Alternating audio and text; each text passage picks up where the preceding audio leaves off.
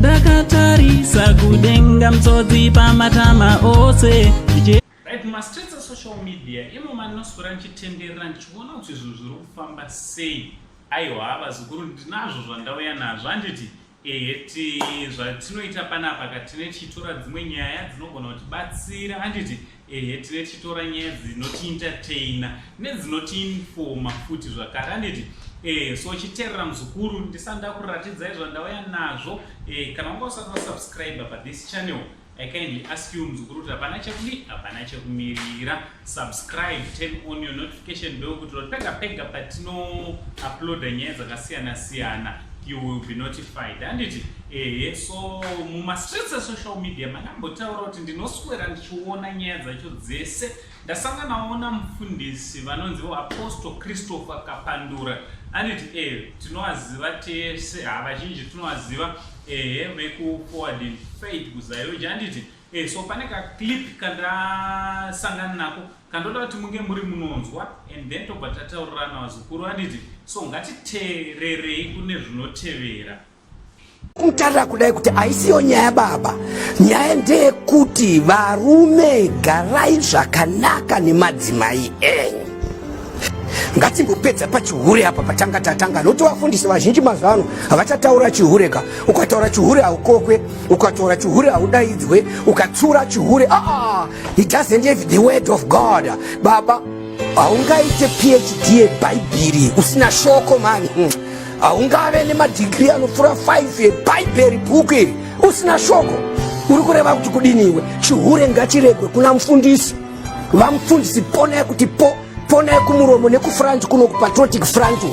Mufundisi hatendero kuvhura trouser rakuvhura mwe mukadzi. Mwari kutaura kuti ngoti mai vava zvimwe zvacho zvavanoita ndizvo zvinogumbura. Mufundisi anofana kuva namufundisi wake. Pastor ngave na pastor wake. Bishop ngave na bishop wake. Right.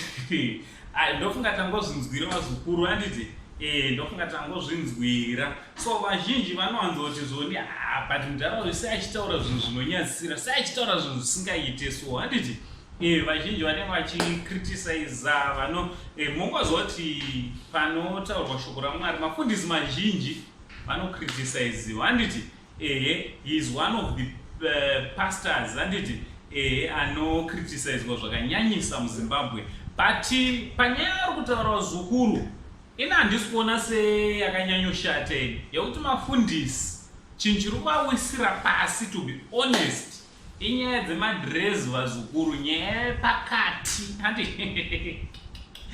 nyaya dzemadress vazukuru ndo dziri kuwisira mafundisi akawanda pasi handiti kunzwa kuti mufundisi ningi abatwa mufundisi ningi nyaya dzerepi mufundisi ningi nyaya dzemagirlfriend ndo nyaya dziri kuwisira vanhu kwete mafundisi chete vanhurume vazhinji vanowisirwa pasi nenyaya iri kurambwa naApostle Kapandure handiti so ngataura nekumacomments vazukuru ndoiziva kuti nzira dzinoparidzwa nadzo dzakasiyana siyana we got the likes of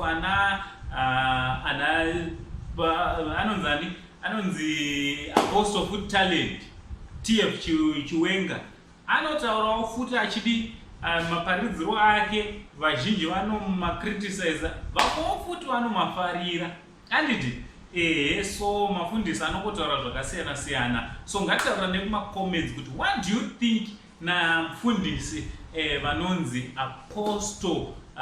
Apostle Christopher Kapandure nemharidzo dzavanoparidza handiti ngatitaura nekumacomments naUncle Sam the only Zimbabwean uncle tovati much love.